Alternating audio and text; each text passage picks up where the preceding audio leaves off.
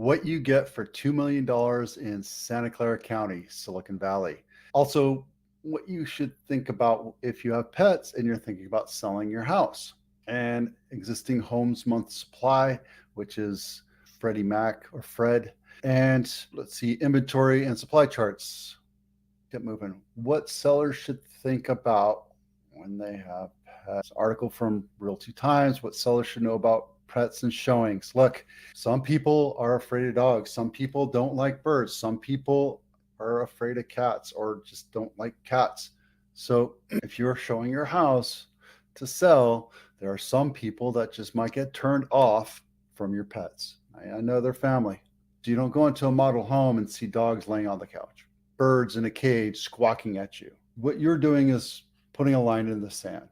And what you want to do is make it the path of least resistance for all buyers to come through your house and want to buy it. If you turn off 5 or 10 or 15%, you might be turning off that one person that's willing to pay your crazy expectation of price. So if you have dogs, don't put them down, put them away, take them with you. If they smell like my dogs smell at my house, I can tell you that when I walk into my house after a couple of weeks of being sailing and I come back, it smells like dog. Get rid of that smell. You have to deep clean your couches and deep clean your carpets if you have carpets, and just do a massive wipe down. And I have one that's a husky part, and she has hair everywhere. I have a pillow of hair every time I sweep my floor. It's gross, just it is what it is. Just it is what it is. If you're in that situation, it might be smarter for you to move. Buy another house, move, and then sell your house. It might be easier for you depending on your situation. Most of the time I tell people don't buy a house until you know what you have to play with. It's a precarious situation when you buy a house first and you have two mortgages. I get it. But most of the time I hang out with people that have dogs. You'll see me at the park hanging out with the dog pack. So if you love dogs, or if you have a dog, come by. We'll love to have you and hang out with you. But we stay away from other people because some people don't like dogs. I get it. Same thing with cats, same thing with fish. Now, if it's a fish or a lizard or whatever, and you have them in your aquarium, I totally understand. Just make sure it doesn't smell and there's no feathers flying around, whatever. Okay, so our month supply is growing.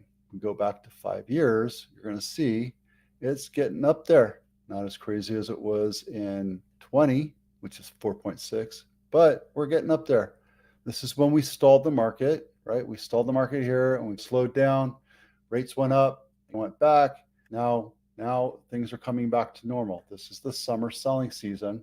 And even though some places are finding it hard to sell houses, like Florida and Texas, where everybody moved to, and they're getting out because they don't like the heat or they don't like the whatever and whatever. They just got out. They just like, I don't like living in Oregon. Now might not be a time for you to sell. This episode was brought to you by Aida. Not only is Aida my aunt, but Aida is a company that does all of the back end marketing for me. They create a funnel, the sales collateral, the sales magnet. They create the follow-up, the voicemail, the emails, the texts. I don't have to do anything. And if you're a business owner, especially if you're in services, Aida does everything for you. I used to spend hours in my CRM, my database, and goofing around with all this. How do I do this? How do I back end that? How do I make that? How do I connect this? It's a pain in the ass. I got to the point where it was a brick wall for me, a mental brick wall. I just refused to use it. So I went to spreadsheets. Now I do my business on Aida, which is just like every other CRM, but what they focus on is doing the stuff for you. Now you do have to make a phone call every once in a while. That's just your job is sales.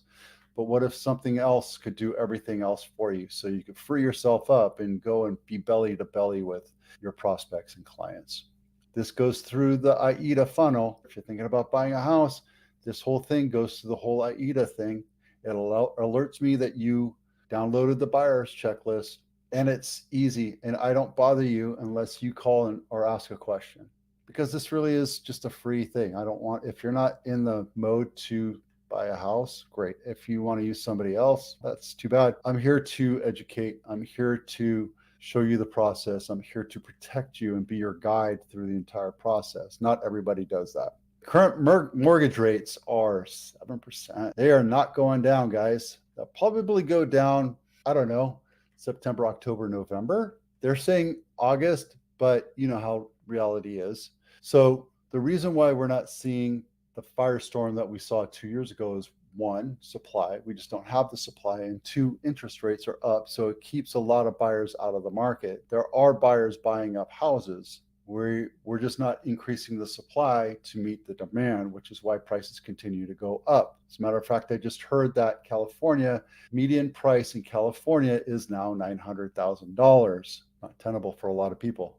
We always talk about how much it costs, or how much you have to make in order to do that. You need to make about $125,000, I think. So what do you get for $2 million? Let's see. How many units are there? I don't see what the number is. It doesn't shift. 40 listings at about $2 million. So I picked Malone, which is 95125. And I think I picked it because it's in Willow Glen, really close to Willow Glen. And it's brand new, but it's a 2-bedroom, 2-bath, 1,400 square feet. But you get another ADU, 200 square foot ADU. It's 73 years old and on market a whole 7 days. Let's see where this one lands. Basic, upgraded in the early 2000s. That's nice, but it takes up the entire room. You can tell this, you're losing 2.5 feet of space so you can have your cupboard, which probably cost 5-10 grand at the time. And when you're working with a small house, that's probably not the smartest thing you can do. I like these colors, to be honest with you. I don't like the redness. I like more maple, toffee, coffee. This has a little red hue to it. This is what my house looked like when I first bought it. It was original when I bought it, and then I put something in like this with the same Baltic brown countertops. And mind you, I like granite versus the plastic that they put in. The quartz, they call it quartz, even though quartz is a rock. It's really plastic. I don't care what kind of, whatever it's called. I have plastic on my counter right now. Not a big fan. It's lighter versus this dark. This looks very dark and dreary. So when you say it's remodeled, you can't really say this is remodeled because it's done in the 2000s. Nothing wrong with it. It's just dark. What I would have done is painted the hell out of that cabinet, made it light, bright, and airy. Indoor laundry, that's great. I think I'm going to do some research on laundry. How much it costs to buy a laundromat or laundry washer and dryer, because I swear you have to buy a new one every 5 years or so. And there's maintenance on it, and there's obviously usage costs, gas, water, electricity. But my dryer breaks out, and I know it's a thermocouple because my Mongoloid children decide that they don't want to clean out the lint, and then I have to get the service guy out because I'm not going to do it because ego, so it's $200. So you buy this $500, $600, $700 laundry washing machine. You can buy $2,000 washing machines, right? They're crazy expensive these days. So convenience over utility. Yeah, I saw that's somebody's fingers right there in a picture on a $2 million house. Fingers in front of a camera for photographs for a $2 million house. Telling me is you're cheap. Agent's cheap, the seller's cheap. Shame on you. $2 million, you can't afford to get a professional. Shame on you. Last week I showed you, and these numbers were way up there. I told you that it would even out. We're towards the end of the month. That's how it does every month. It just typically does that. But what I do want to point out is that numbers are going up. We have 1,000 active homes for sale, but a lot of those are coming soon. So this whole coming soon thing, I think is bullshit, but that's just me. I don't think it serves the seller. I think it serves the agent, the listing agent, because what they can do is double end it. I don't think it serves anybody because you really don't know what the market says, what the market will give you. I think it makes the realtor's case weak to be exclusive. I think it's going to hurt the realtor brand overall in a long time. So we just got the US numbers, 3.5 months. We don't have May. Everything else is looking pretty normal. San Benito is 4.9 months, but that's going to come down. That'll probably be about 3.3, 3.1 next at the end of the month after we equal everything out. And it's the same thing here. This is why our prices continue to go up everywhere. Unless you're in a desperate situation, And that's really the buyer's agent's job, is to find the desperate house, not the house you want to fall in love with and overpay for.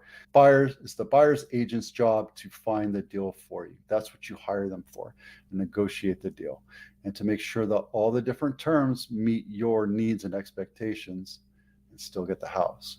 So when you have a market where houses are only on market 7 days and you have 15 offers on it and people are paying cash and way over market, it's foolish, my thoughts. But I know how to take advantage of it from the seller side. From working with buyers, I have a different process, and it's a longer term process, just is what it is. Same thing with this here. We're still, look, month supply. Right now, Santa Clara is 1 month. Sunnyvale is 1 month. San Jose is 1.6. Los Altos is 1.6. So that's simply because the market is delivering a very low supply of houses, of inventory, based on the demand, compared to the demand that's out there. We always have people that want to buy houses. And no matter what, if they're a first-time buyer, a move-up buyer, an empty nester, or a relocation, or I need a bigger house, those people will always be there. We have investors coming in, we have Airbnb coming in, we have all these other people that are putting downward pressure on supply, keeping it low. And that's why upward pressure on price and competition is there. Santa Clara County, Silicon Valley, no other county out. All the other counties in the Bay Area are exactly like that, except for maybe Napa, where you see Napa is ranging at about 6% or 6 months right now. Napa is a place to be. It's beautiful, wine country, lots of stuff to do there. All right. So today we talked about pets and showing houses. Oh yeah, and if you have a pet, don't bring a pet into an open house. That's just rude. Just don't. If your pet goes to the bathroom, you're responsible. It makes a huge mess. It just will mess things up. Don't bring it your pet. If it's a